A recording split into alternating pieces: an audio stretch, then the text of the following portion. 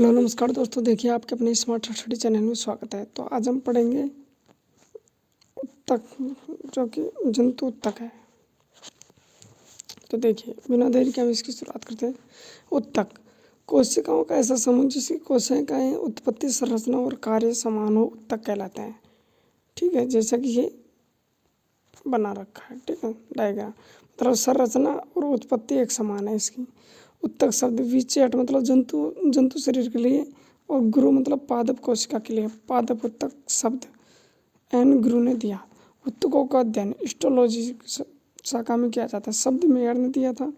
जबकि जंतु जनक है मार्शल मेल्पी की थी। ठीक है, तो ये जंतु उत्तक और पादप उत्तक है। ठीक है, तो हम पढ़ेंगे जंतु उत्तक। ठीक है, तो जंतु उत्तक देखिए, कोशिकाओं की संरचना, आकार व कार्य के आधार पर जंतु उत्तक चार प्रकार के होते हैं। कौन कौन से? उपकला उत्तक है एपिथेलियम में उत्तक, संयोजी उत्तक जिसमें ब्लड, बोन, कार्टिलेज, स्नायु, टेंडन, लसिका में। ठीक है, और पेशी उत्तक है रेखित पेशी, अरेखित और हृदय पेशी। तंत्रिका उत्तक, तंत्रिका न्यूरॉन कोशिकाओं से मिलकर बना होता है। मतलब कोशिका से उत्तक, उत्तक से अंग और अंग से अंग तंत्र और अंग तंत्र से शरीर का निर्माण होता है।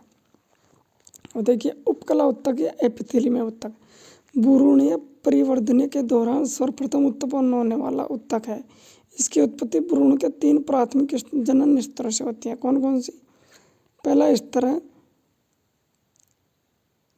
एक्वाडर्म, एक्टोडर्मन, दूसरा है मीजोडर्म, तीसरा है एंड्रोडर्म।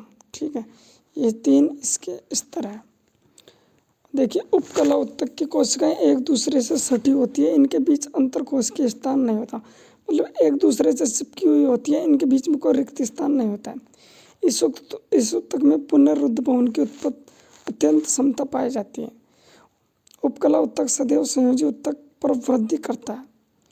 इसमें रुधिर वाहिकाएं अनुपस्थित होती है। यह कोशिकाएं अपने पोषण के लिए आधारीय संयोजी उत्तक पर निर्भर होता है।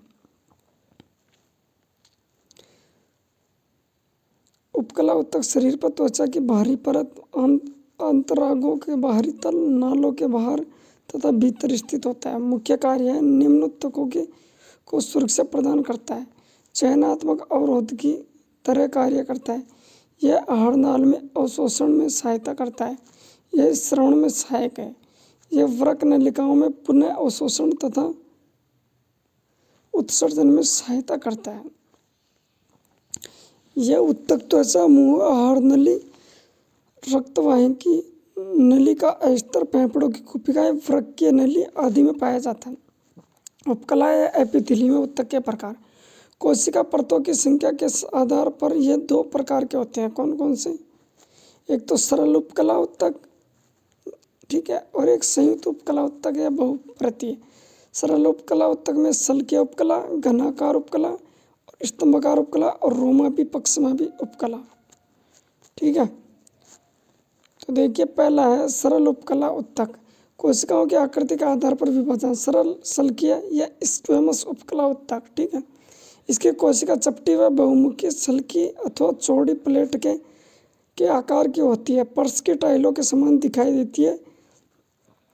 इस कारण इस उत्तक को पेवमेंट या खंडित उपकला उत्तक कहते हैं। ठीक है, इसमें देखिए ये कोशिका झिल्ली है। ठीक है, इसमें ये केंद्रक पाए जाते हैं। ठीक है, इसमें कोशिका द्रव भरा होता है। ठीक है, ये संयोजी उत्तक है और ये आधारीय झिल्ली है। ठीक है, और इसमें छोटे छोटे शल्की हैं। ठीक है, तो ये इसके भाग होते हैं। अब कुछ स्थानों में यह तरंगीय दिखाई देती है, इसलिए इसे लहरदार उपकला भी कहते हैं। यह रक्त वाहिकाओं की दीवारों में, फेफड़ों की वायु कुपिकाओं में, आहार नली, ग्रीसली में, ग्रासनली में, मुख गुहा में, वुमेन संपुट में, हेनले के लूप की अवरोधी गुहा में, उदर गुहा का आवरण, आंखों के लेंस में पाया जाता है। सरल घनाकार उपकला उत्तक। ठीक है, इसकी कोशिकाओं की आकृति घनाकारी होती है। यह कोशिकाओं की लंबाई व चौड़ाई लगभग समान होती है। यह उत्तक मुख्यतः अवशोषण, उत्सर्जन व श्रवण में से संबंधित होती है। ठीक है, तो इसमें देखिए इसमें भी आधारीय झिल्ली होती है। ठीक है, इसमें एक केंद्रक होते हैं, ठीक है। इसमें घनाकार कोशिकाएं होती है घन के जैसी, ठीक है। और इसमें छोटे छोटे संयोजी उत्तक होते हैं, ठीक है। अब देखिए नोट, ये ग्रंथियों में घनाकार कोशिकाएं उपस्थित होती है, ठीक है। यह उत्तक वृक्क नलिकाओं, जनदों, वृषण, अंडाशयों, श्वेत ग्रंथियों, लार ग्रंथियों की नलिकाओं, अस्तरों का निर्माण करती है।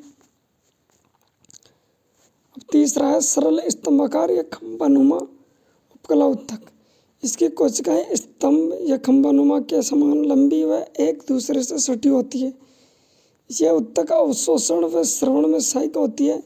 यह उत्तक आमाशय, छोटी आंत के आंतरिक परत, पित्ताशय, अंडवाहिनियों में पाई जाती है, ठीक है।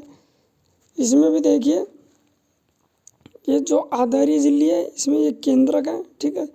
ये तरल संयोजी उत्तक है और ये स्तंभाकार कोशिकाएं हैं इसमें, ठीक है, स्तंभ के जैसी, ठीक है, खड़ी हुई। तो देखिए श्वास नली में स्तंभाकार एपिथेलियम उत्तक में पक्षमा या सीलिया होती हैं, जो कि एपिथेलियम उत्तक की कोशिकाओं की राह की सतह पर बाल जैसी संरचनाएं होती है। ये सीलिया गति कर सकती है तथा इसकी गति श्लेष्मा को आगे स्थानांतरित करके साफ करने में सहायता करती है। इस प्रकार के एपिथेलियम को पक्षमा या स्तंभाकार एपिथेलियम कहते हैं।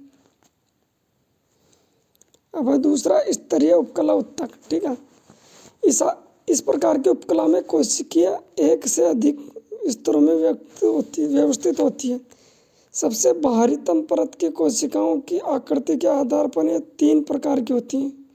कौन कौन सी? देखिए इसमें होती है, ये होती है आधार कण होते हैं, इसमें पक्षमा भी है, सीलियाँ होती है, ये इसमें केंद्रक होते हैं, ठीक है। इसमें श्लेष्मा होते हैं और ये चूसक कोशिकाएं इसमें होती है और ये स्तंभाकार होती है, ठीक है। तो देखिए वीडियो अच्छी लगे तो वीडियो को लाइक करना, चैनल को सब्सक्राइब करना और अपने दोस्तों में शेयर करना। और हमारे वीडियो के डिस्क्रिप्शन में है हमारे टेलीग्राम का लिंक है, तो उसे भी जाके ज्वाइन करना। धन्यवाद।